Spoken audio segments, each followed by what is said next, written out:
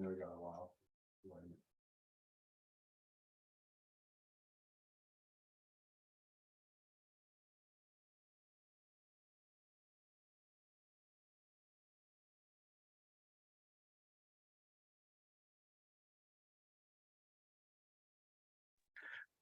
If you want to start in about 60 seconds, I think that'll be perfect. Okay, we can do that. All right. Thank you very much.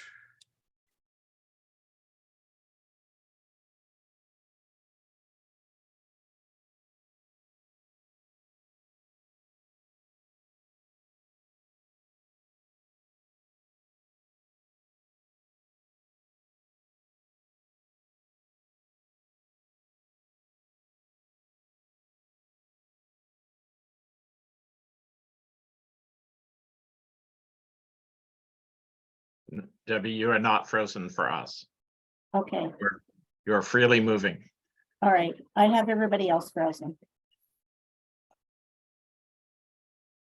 Everyone else is moving also. So I'm There, gonna be- Leanna cracked a smile, so I can vouch for all 7 of them. okay, because everybody's stuck. And so if I lose anybody, I'll have somebody. I'll have Michael tip over.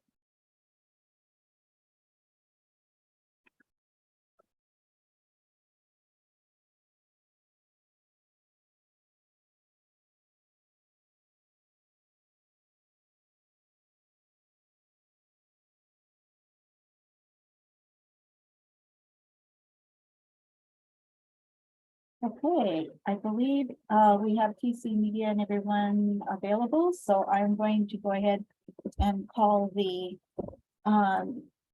March 14th, 2023 Tumwater City Council work session to order. And I see that we have all of the council members present. And again, I am having, and I think it's just me, some screens locking up. So I will alert everyone that if something happens, I will go ahead and have our Mayor Pro Tem take over if I need to reconnect. So with that, we will go ahead and move to our agenda item, which is greenhouse gas emission inventory update. And Alyssa, are you here to start the presentation? Good evening. I am here. I'm going to introduce 2 staff people from the Thurston Regional Planning Council who are actually doing the presentation tonight. I think they're here. Yep, Casey and Michael from the Thurston Regional Planning Council. Everyone's frozen on my screen, so I hope that you all can hear me okay. But I'll turn it over to them. Okay, thank you, Alyssa. My name is Casey Mock. I'm an assistant planner at Thurston Regional Planning Council, or TRPC. And with me tonight, I have Michael Ambrogi. Michael, if you want to introduce yourself. Hi, Michael Ambrogi. I'm a planner with Thurston Regional Planning Council that's been helping Casey on this project. So tonight we are excited to share the results of the 2021 countywide greenhouse gas inventory. So can everyone see my presentation screen? I can see it. Okay, perfect. So thank you for having us tonight. I'm very excited to share the results of this greenhouse gas inventory, and we'll talk a little bit about what an inventory is if it's not familiar to some of you. Michael and I worked to develop this inventory, and we had guidance from the Thurston Climate Action Team as well. I'm happy to take clarifying questions during the presentation, but I guess if you have more lengthy topics, please save those till the end. So the greenhouse gas inventory is part of the ongoing monitoring program for the Thurston Climate Mitigation Plan implementation. So this plan was adopted in 2020, and it was a joint effort of Lacey, Olympia, Thurston County, and Tumwater. And it did a couple things. First of all, it set emissions reduction targets. And these targets are based off a baseline year of 2015. So the targets are to reduce our community-wide emissions 45% below 2015 levels by 2030 and 85% below 2015 levels by 2050. And the plan also created a variety of strategies and actions to accomplish these targets. So that brings us to the greenhouse gas or emissions inventory. These inventories are essential to climate work because they allow us to identify where our greenhouse gas emissions are coming from and helps us inform where to direct future work. So part of the emissions inventory is really just to answer these questions. What are our largest sources? How have these sources changed over time? Checking our progress and asking, are we on track to reach the goals that we've established? And finally, what actions could pack the biggest punch, and where should we direct our work and investment? Before we get into results, let's also talk a little bit about the methodology used to develop the inventory. So we follow a US community protocol. It's a protocol developed by ICLEI, which is an international organization whose framework is commonly used to create inventories. This is the same methodology that Thurston Climate Action Team used if you reviewed previous Thurston County inventories. So when we talk about inventory sources, the inventory does not include all sources of greenhouse gas emissions in a community. Our inventory, it includes activities inside the county and then a few activities outside the county. So electricity and natural gas production and distribution, and then the transportation and processing of solid waste by Thurston County residents. Our waste goes to Klickitat County, so we count those emissions. There's a couple reasons that emission sources may not be included in the inventory. One of these reasons would be that there's not a widely accepted methodology that can convert activity data into emissions, or there's a lack of reliable data that can quantify an activity. So it's important to know that our inventory is not consumption-based. So goods and services used by Thurston County residents but produced outside of the county are not included. And now I'm going to start getting into the results of the inventory. But before I start, it's just important to remember when we talk about, this source represents X percent of emissions. We are saying it is representing X percent of the emissions inventory or included in the inventory. We will mention potential large sources of emissions not included, so you'll get a little snapshot, but that's just a disclaimer that I always like to add. So how are we doing? Well, here you can see emissions back to 2010 with a little call out to our baseline year of 2015. And what you can see is emissions pretty steadily rose from about 2012 to 2019. And then we had a steep drop in 2020 and a slight rebound in 2021. So overall, since our baseline year from 2015 to 2021, we've seen about a 4% decrease in emissions. We also look at emissions per person or emissions per capita, and these have decreased 13% since our baseline year. So we're seeing a similar phenomenon to the total emissions where we had a steep drop in 2020 and then a slight rebound in 2021. I do include the per capita targets on the right here. These are the emissions targets per person based on our estimated community population for the county in 2030 and 2050. So before we dig deeper into results, let's talk about how the inventory is organized. It is organized into 5 sectors. So first off, we've got buildings and energy here in the yellow. That includes emissions from heating and powering our homes and businesses. Next, we have transportation, which is emissions from both on-road and off-road vehicles. We also have agriculture, which is emissions from livestock and fertilizing. Water and waste includes emissions from solid waste management, composting, wastewater treatment plants, and septic systems. And finally, hydrofluorocarbons is a bit of a mouthful. These are industrial chemicals that are used for cooling, refrigeration, and fire suppression. And these chemicals themselves are greenhouse gases. So when there's unintentional leakage of them, these are greenhouse gas emissions. Here is the breakout of 2021 total emissions by sector. So buildings and energy and transportation together make up about 90% of our total emissions, while the other 3 sectors put together make up about 10%. Again, this is the breakout of included emission sources. And one thing I do like to call out is that while agriculture is only 2% of our emissions, agriculture, forests, and prairies as a sector has the potential for a large impact on emissions. And we'll talk more about that when we get into that sector. This chart shows the change in emissions, not in percentage, but in the actual metric tons of carbon dioxide equivalent from 2015 to 21, broken out by sector. So one positive thing we're seeing is that the sectors that make up the bulk of our inventory are seeing decreases. That's buildings and energy and transportation, whereas the smaller sectors that make up the rest of the inventory are increasing since 2015. This is just an important visual to remember, especially when we start to talk about, water and waste has the highest percent increase of any sector, but it's only 3% of our total emissions.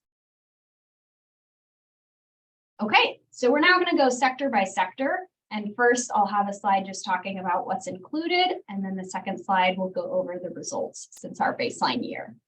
So building and energy includes the energy used to power our homes and businesses, electricity, natural gas, and a couple other home heating fuels.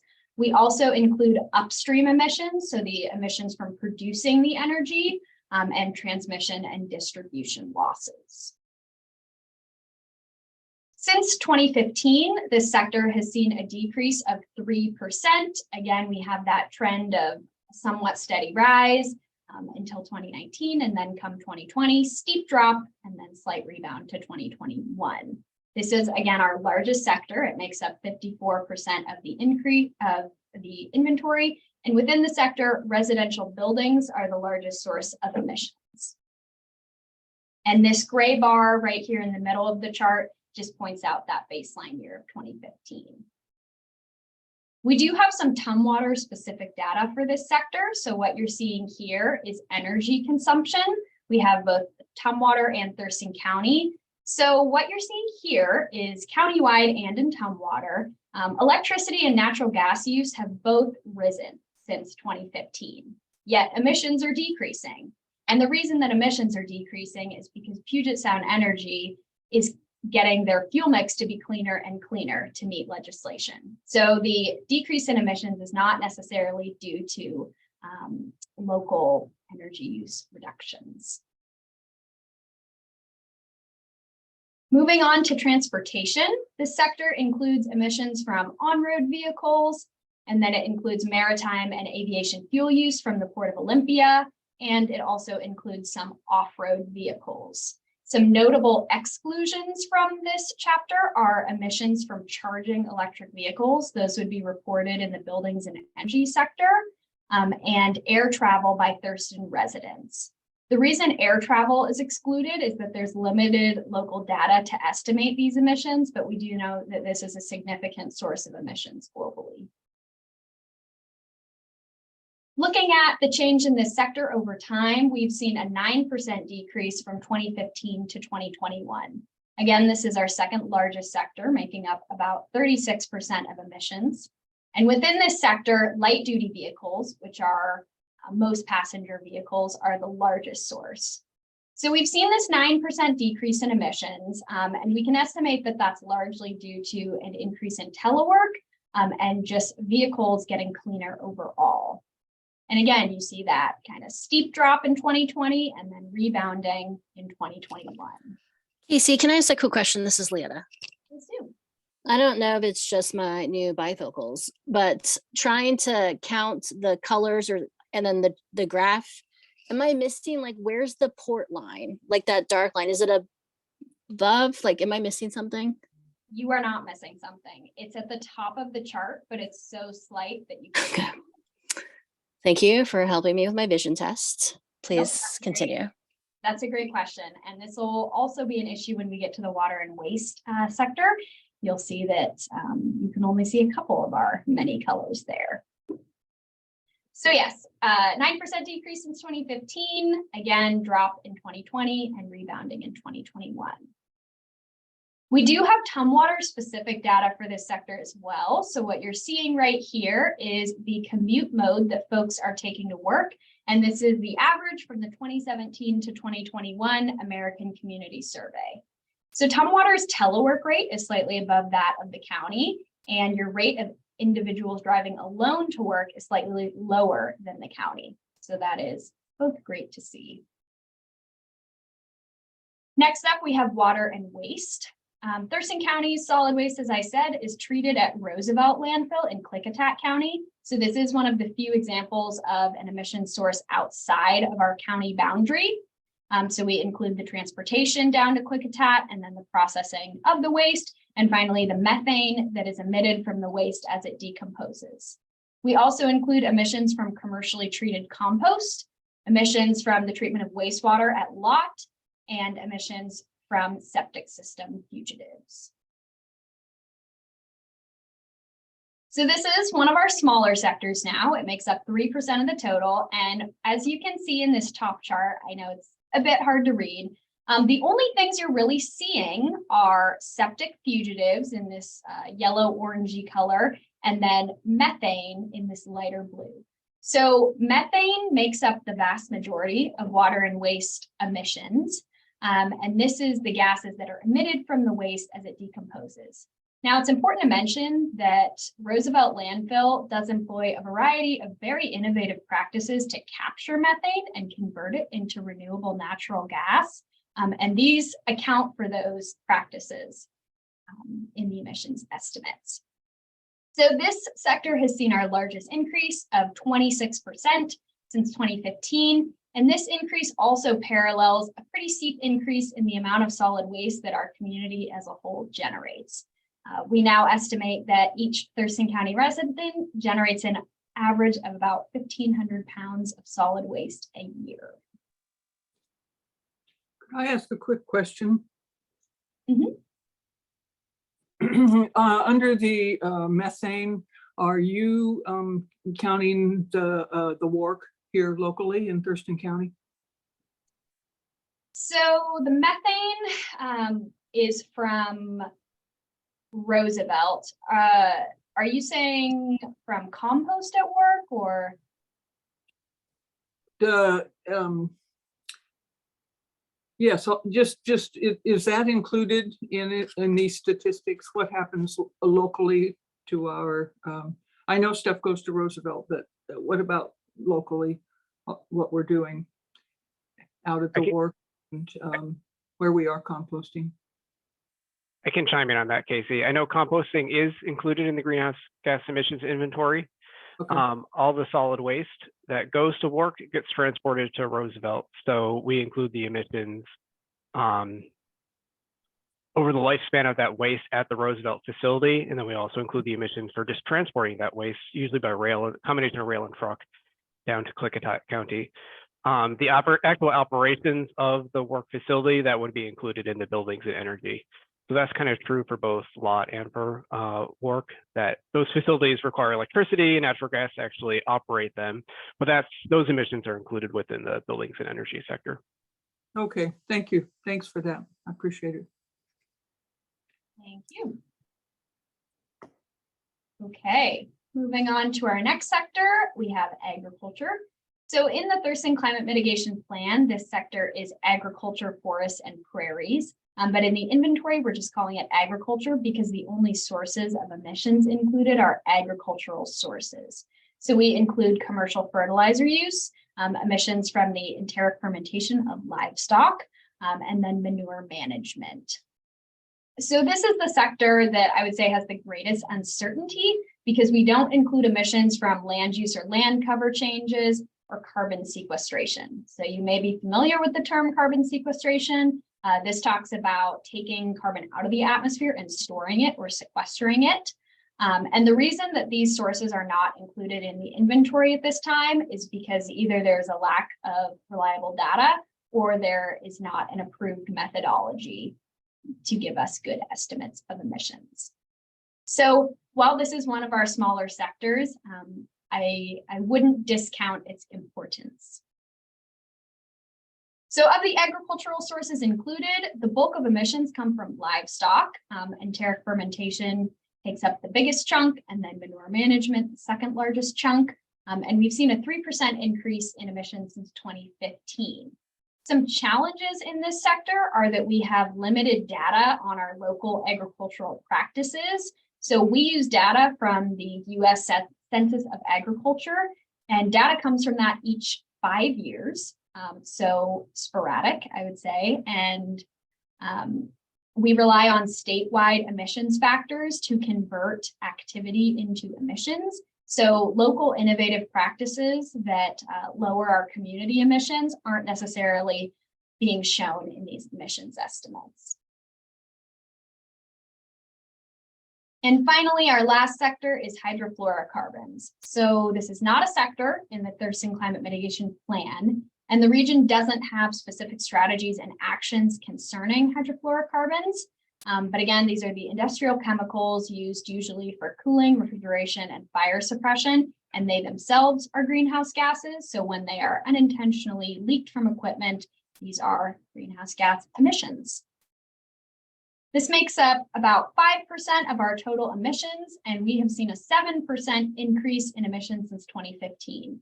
So what you're seeing on the chart is the 6 different hydrofluorocarbons that are included in the EPA national inventory. So those are just the ones we use in our local inventory as well.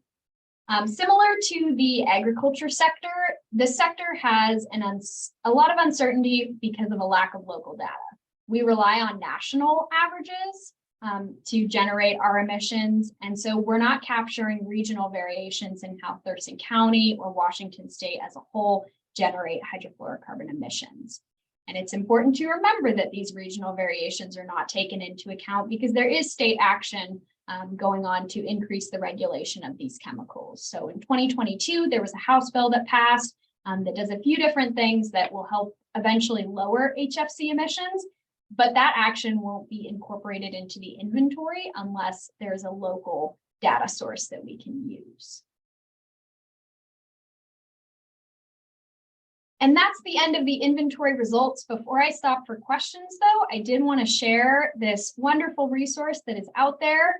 This is another part of the Thurston Climate Mitigation Plan monitoring program, and it's a series of web pages called the Thurston Climate Action Dashboard. And there's a few different things you can do in here. You can download the greenhouse gas inventory report. You can read the annual climate mitigation progress report, which specifically lists out the actions that Thurston County, Lacey, Olympia, and Tumwater have been taking to mitigate against climate change. And then in addition to seeing all the charts that I just showed, you can also see charts about activity data. So if you go to the transportation page, you're going to see that chart of emissions, but you'll also see vehicle miles traveled and commute modes and other activity data that can help you learn more about what's going on in our community. And the link for this site is right at the bottom of the slide. That's trpc.org/climate.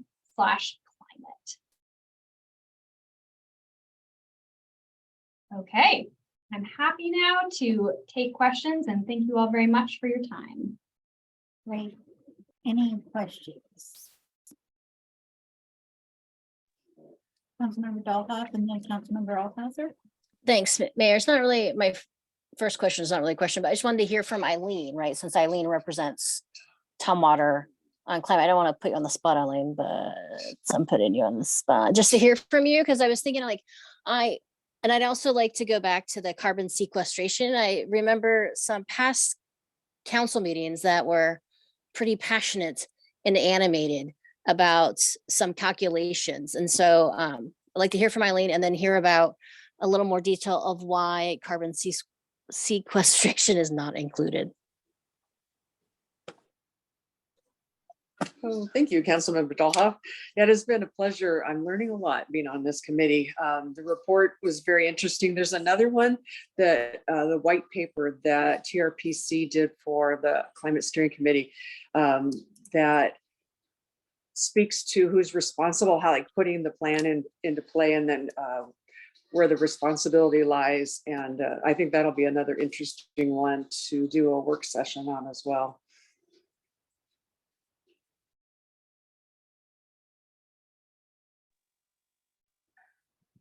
Can I ask Eileen who's responsible for what? I think I missed that. I didn't Well, it's hear. broken out by jurisdiction, so it shows by jurisdiction, by where how the measurements on each of the jurisdictions, as far as like the try to put this into words. what was eye-opening was that how much of like the land is really out, the things that we have to be concerned are really in the county and they're not in our jurisdictions. And so that was an eye-opening thing to see how much the county will be responsible for as far as meeting some of these goals as well. Does that just have to do with emissions, you mean? No, let's see, it did a whole study, had talked about our trees. Sorry, I'm trying to think what the other things in the tree part was really interesting. So I need to pull up my notes, but I did find that, like I said, I think that that you'll all be interested in seeing the results of the study. So just see where we stand and then where the responsibilities will be by jurisdiction.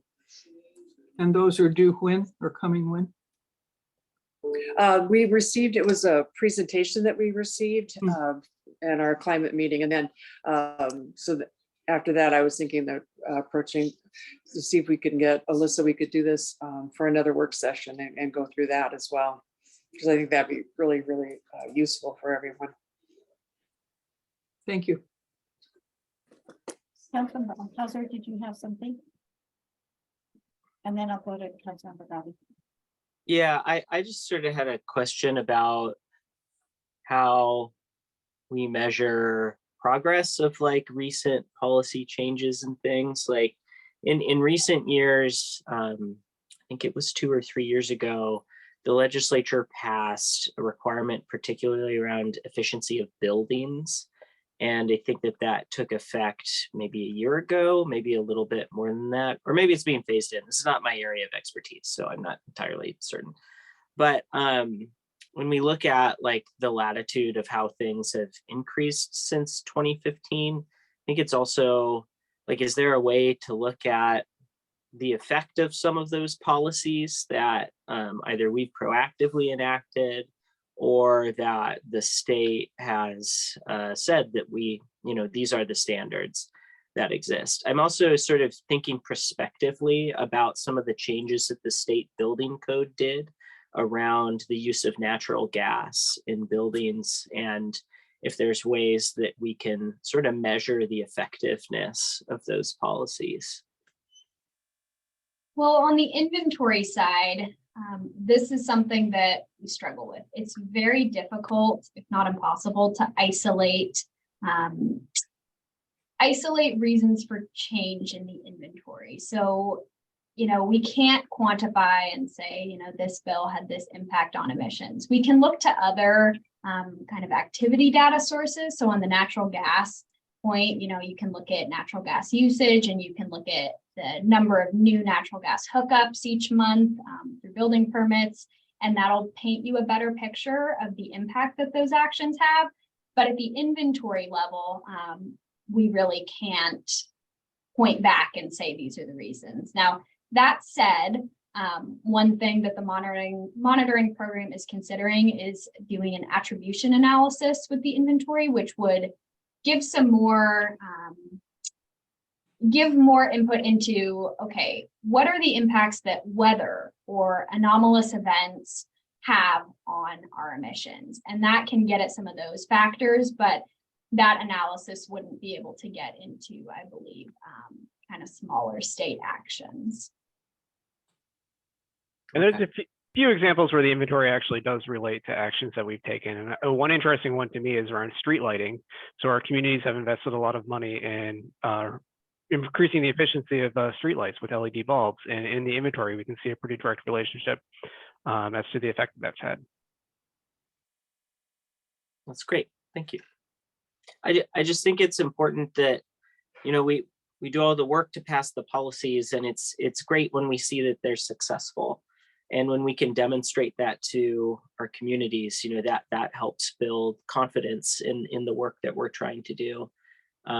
So I appreciate the attention that's being given to that, so that we can articulate our successes as much as our goals for the future. Councilmember Gobi. Thank you, Mayor. So I'm looking at your graph, and it's figure 2 for 2021 emission by sector. And I see for transportation is 35.6%. And if you have lived in this area for a second, you will realize that I-5, starting from Lewis County all the way down to, where's the other county? Get into Fort Lewis is where the problem is. So because that is federal issue, how do we work with the feds to elevate some of that issue? Now I know that's got a lot of components to it, but what is the quick fix that we could use to cut down on that standstill traffic from Wednesday evening to Sunday evening from exit 107 through exit 114? Thank you. Well, I can't give you an answer on a quick action to solve that, but one thing I will say is we use a modeled rate of pass-through traffic to exclude that from the inventory. So trips that pass through our county but don't start or end here are not included because these are considered not activities that generate emissions by Thurston residents.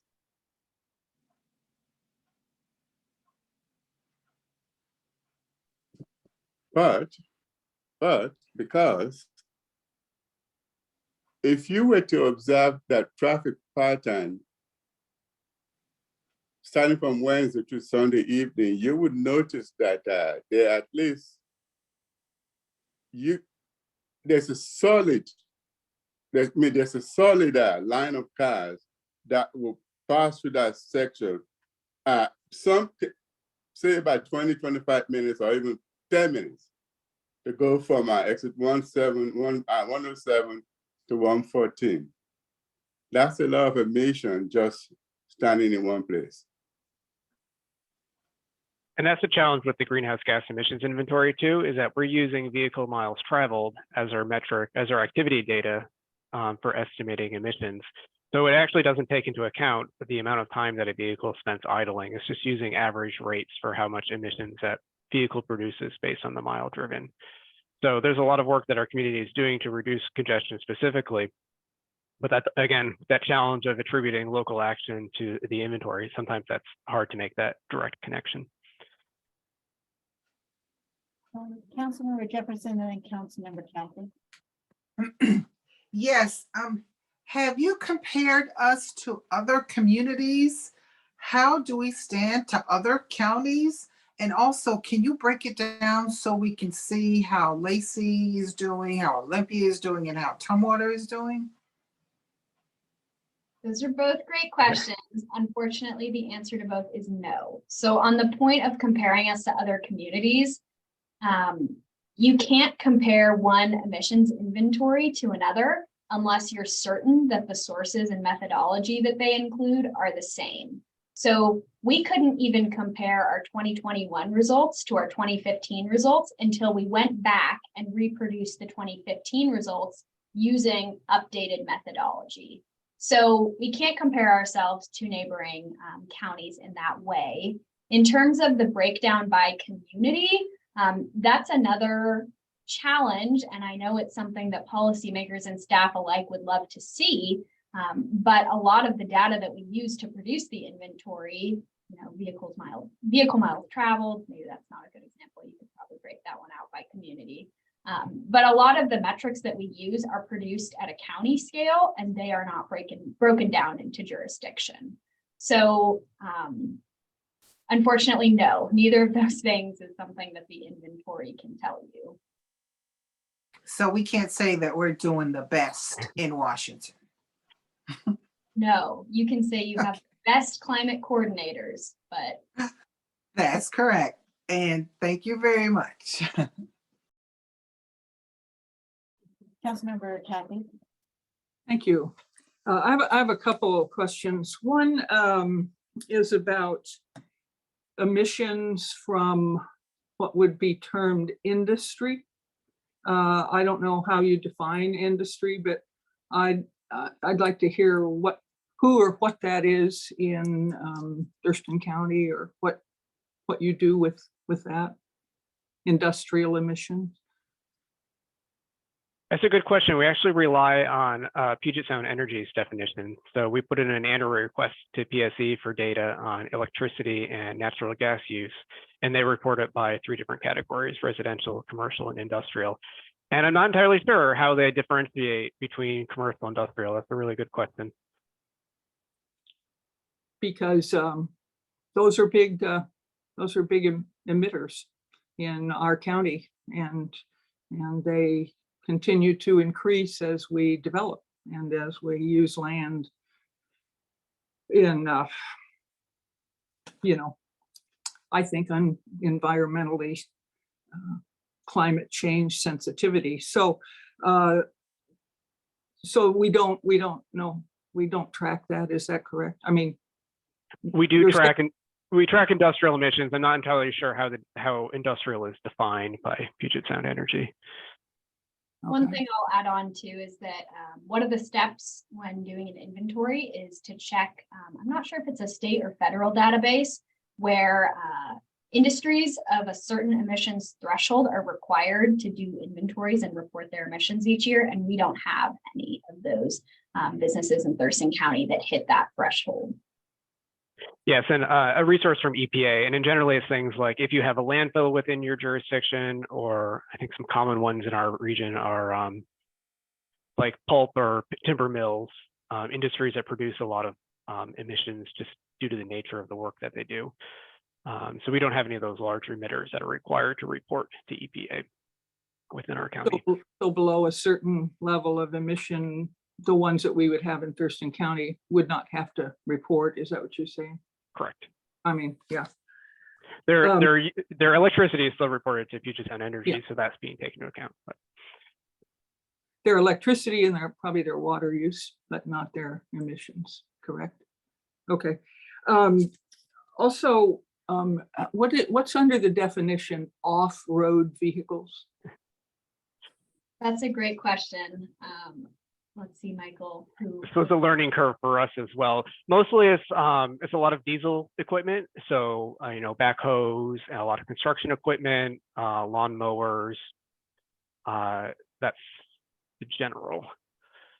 Trying to see if I can find the complete list. Yes, I just found it. So that would be construction equipment and lawn and garden equipment. Those two things are really big. And you're saying we don't track those? Or we don't, how is that put into this study then? I mean, we've been talking about it here in Tumwater about, our quote gardening, landscaping equipment, and at other places. I mean, you can also see this just, in the studies on the air, on the pollution and so forth. And where there's lots of, development and so forth going on, that impacts because of the use of what you're calling off-road. So those big machines that we use for, like you said, backhoes. Yes, those are included, that construction equipment, lawn and garden. Those are included in the road level. And those emissions are estimated using a national model for just based on different variables within our community, how much emissions are likely to come from off-road vehicles. And it's a particularly interesting one to me because it is a very small, you don't think of it as a major source of emissions, but because a lot of this equipment is diesel operated, it has a pretty big impact on our overall transportation greenhouse gas emissions. So would like what I want to say, like the garbage trucks and things like that. How is that? Is that just truck use in the county? Yeah. So for vehicle miles traveled, we have some models where we estimate how much of that VMT is due to passenger vehicles, trucks, and heavy duty equipment. So like a garbage truck would be included with a heavy duty diesel truck within that model. Yeah. So Same thing with transit buses. Transit buses aren't called out separately, but they're included with that heavy duty vehicle calculation. Yeah. So collection of waste and transportation inside the county would be with transportation emissions, but then the transportation of waste from the county border to Klickitat is included in the water and waste sector, I believe. So is there work going on that connects this information that we're gathering and the things that we just know from other sources and living in the midst of, where we're connecting some of what we're learning to how it actually affects the environment, the climate change, the, you know, loss of land, loss of trees, loss of all of these things.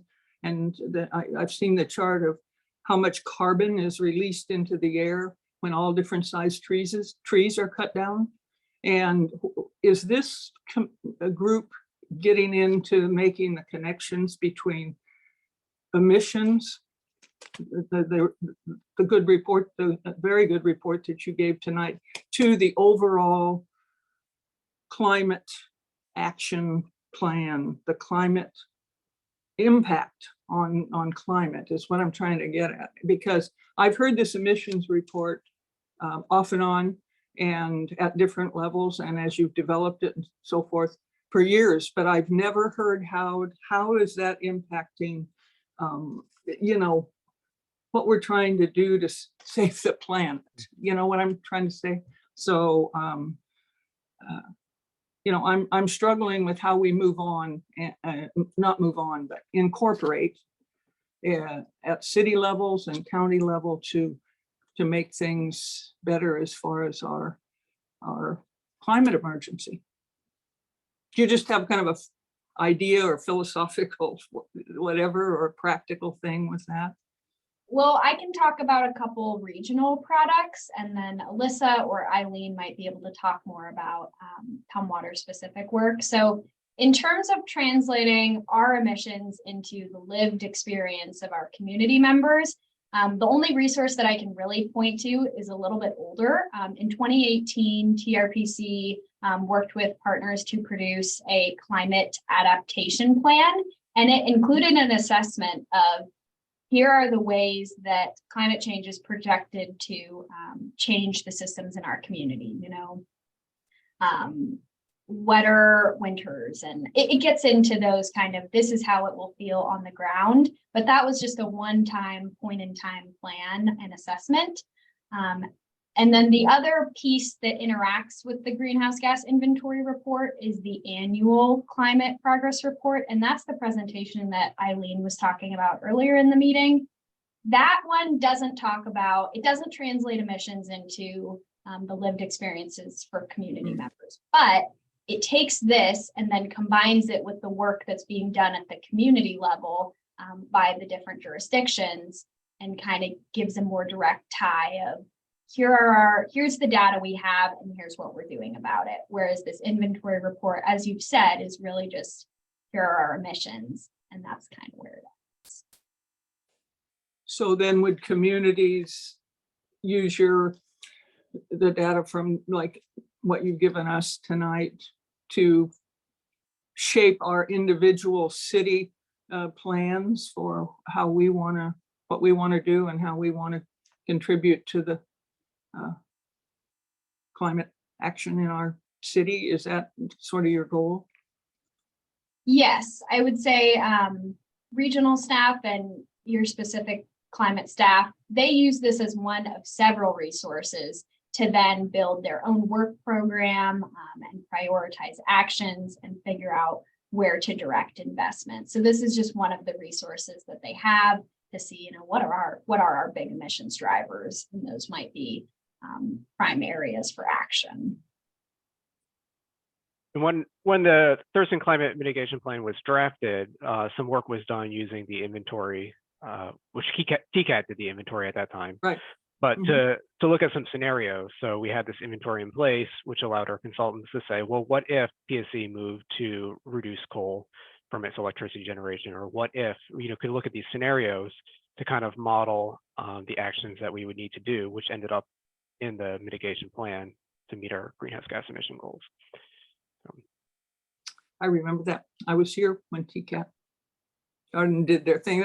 I think that's why I'm asking the same questions over and over, because I'm kind of, you know, tracking some of this data and progress and stuff, and I'm anxious for it to be, you know, seeable, touchable, doable, you know, have it integrated into our county and into our cities here that really put us at the top as doing good climate work. So thank you for all the work that you've done, and I appreciate this report. I've got to hear it every so often, or I feel like I'm falling behind. So thank you. I'm also on why I asked those other questions about the garbage and the trucks and the landfill and everything, is I happen to be on the solid waste advisory committee. So I'm deep into the trash. So thanks again. Councilmember Dalhoff. Thanks, Mayor. I just want to circle back with my question that got lost in calling on Eileen, is regarding like the uncertainty in the carbon sequestration data.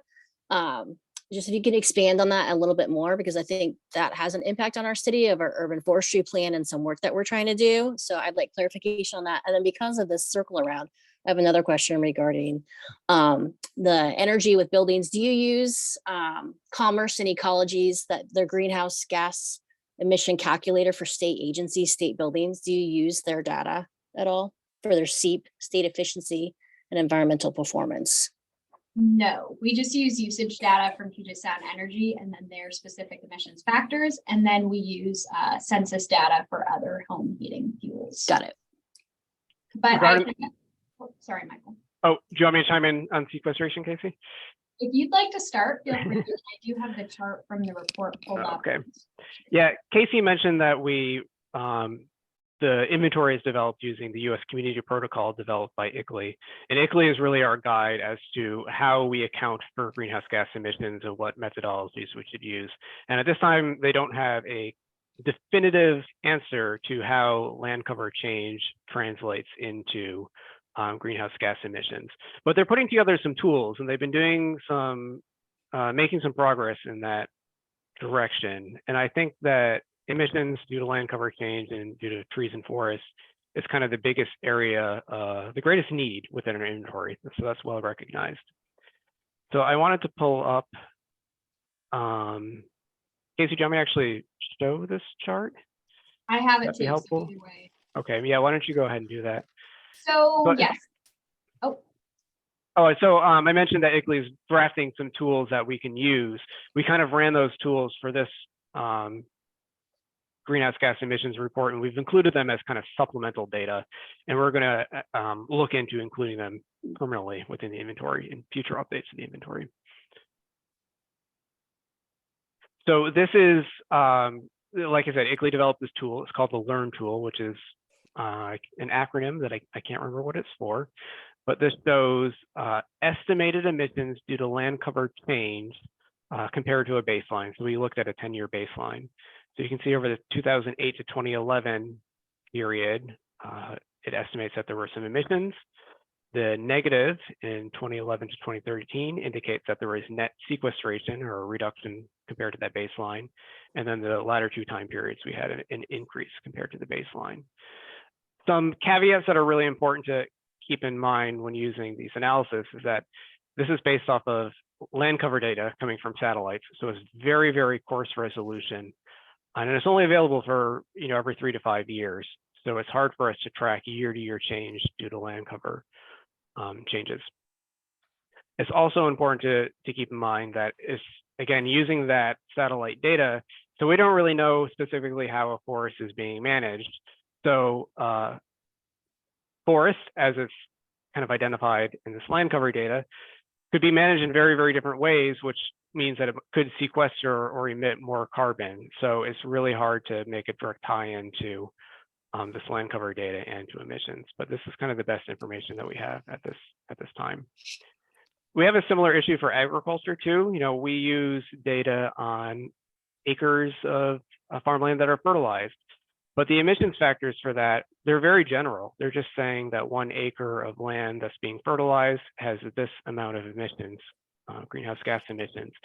But the actual, depending on how that land is managed by the property owner or the farmer or the forester, could have a really big impact in emissions, and that's just not being taken into account here. So I hope that gives you a picture as to just why we have such uncertainty to this, and that we're hoping that we'll have better tools over time that we can use in future versions of the inventory. Yeah, I would love, I mean, I don't want to use the tool personally, because I don't have time, but I know when we did our urban forestry plan, we just approved it recently. We did like a recalculation. I went back out into our city and did all the counting, right? So I'm wondering if we could use that data and this tool to see if we can get a little more accurate data, at least for Tumwater. Because it's more reliable data, because it's newer and we had it redone. So that's just one of my thoughts. Yeah, it's definitely something we'd have to look into, because urban areas have been the biggest challenge, because the data that we're relying on for the chart that Casey just showed is so coarse, it's not capturing that level of granularity that you see within cities. But a lot of cities have actually like tree inventory, so good inventories for trees within their communities. And Right, that's what we being had accounted redone. for. Mhm. Another challenge that is kind of specific to land use is that to do an inventory and we want to look at changes over time, it means that we need to collect data with a similar methodology multiple years across time. And that's not always available. Sometimes we'll have it for a single year, but not always that trend. So we can't compare changes to our baseline. Thank you. I appreciate that explanation. I'll just add one challenge we've had too is that the tool that ICLEI did develop, you cannot insert your own land use data into it. You can only use what they provide. So, even if we have better data, we can't use that in our tool.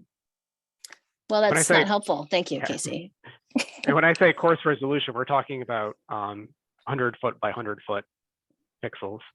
So it can't capture. All right, never individual mind. trees. Yeah, All right. it's been a big challenge for us, for sure. Any other questions? I have just a general question. So when you're doing this work and then your focus is Thurston County, so how much land is in Thurston County? Do you know how much of it is agriculture? How much is forest? How much is industry? How much of it is housing? Do you have those kinds of things? Do counties put that together that way? So as a way to watch and see where we're losing or gaining in different. In Thurston County, we're pretty lucky because we have pretty robust data programs. So TRPC specifically, we track a lot of that data on our website. So we've got great information about population, building permits, change over time. We also report on some land cover change data. So we have some good information for what the different, at a gross scale, what our different land covers are within our community. But yeah, we have very, very robust data programs within our community and organizations that are willing to share and collaborate with that data, which makes doing this inventory a whole lot easier.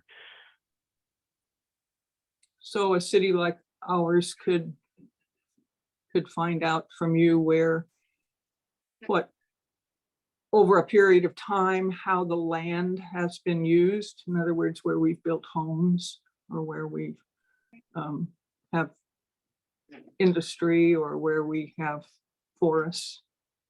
For some of that information, yep, that is available. By cities. Wow. Yeah, I'm not sure. I'd have to check what's available by city and what's available countywide. Yeah. Casey mentioned the climate action dashboard, and I'd really encourage everyone to go there because we actually have links to the data on our website, and where it's available, we've broken it out by jurisdiction.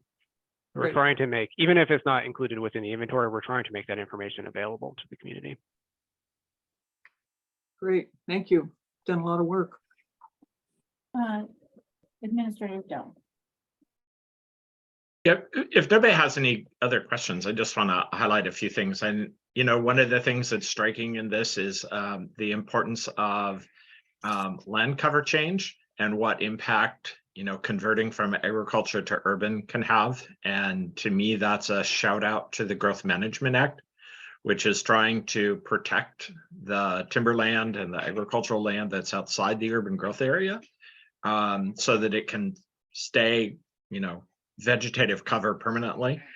I think also, we've talked about the habitat conservation plan and the pocket gophers and the preservation of prairie land. And I think the jury's still out on exactly how much sequestration occurs in protected gopher prairie.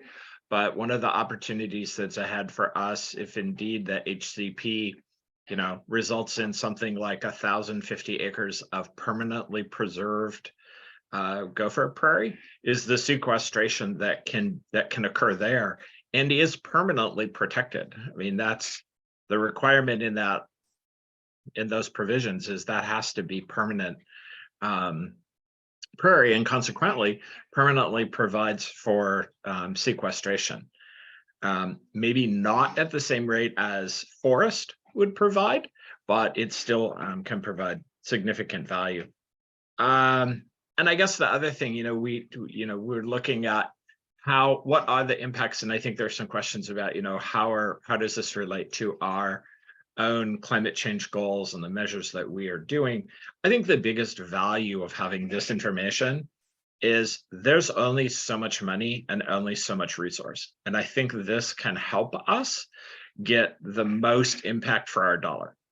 There are climate change measures that we can do where we can spend a lot of money and make this much change. And that's great. I mean, this much change is good.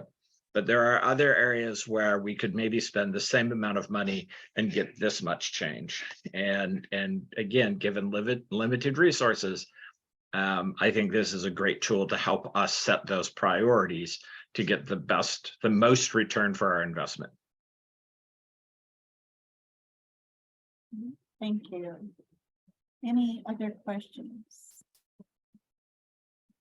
So I think this is great information, and Councilmember Swarthout, we look forward to possibly having the other information brought to another work session. So, and thank you, Michael and Casey, for presenting tonight. I really appreciate it. Thank Our you. pleasure. Thank you. All right. So we only had one thing on the agenda this evening, so now we're to city administrator report. John, do you want to go first? Sure, just real quick. We've had a lot of conversations about aquatic facilities, and one of our potential partners in actually the implementation of an aquatic facility is the YMCA. And one of the ideas that we've had is going out and visiting the Shelton YMCA and doing that in 2 weeks on March 28th, sort of in lieu of the work session. You go on a road trip, and don't worry about the logistics, we'll figure that out. But I think it seems like it would be a great opportunity to see their new facility, tell how they raised money for that, tell how it works in partnership with the community, and just a chance to sort of learn a little bit about the why. Maybe we know about the YMCA as it exists in 2023, or maybe we remember, the song from the Village People, and that's our introduction to the YMCA. So seems like an opportunity. So I'm just curious how interested folks are in that road trip. I'd go. As long as we can get tacos. What's the date again? It's in 2 weeks. It's March 28th.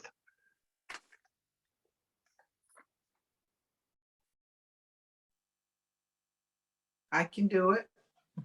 Okay. I'm seeing a few head nods there. Is there anyone who is concerned about that trip? I could potentially have a conflict, just given my occupational hazards. So I'll have to sort of play it by ear until we get a little closer to the date. Okay. And John, I have a conflict as well, so I won't be able to make it. Okay. Then maybe we've got a few folks, so maybe we'll look for a different date and do it a little bit further out. So Maybe, I would appreciate that. yeah, maybe the following work session, maybe the one in April. Do you want us all together, or do you want to do 2 rounds? Or is that you're looking for us all together? it would be easy. I mean, it would just be easier for Kyle and everyone if it was all together, and then I know everyone's seen the same thing, heard the same thing. Yeah. Good luck with that, finding the date. Yeah, thanks. I should have made it today. Yeah. It gives you something to work on, John. You know. Exactly. Yeah.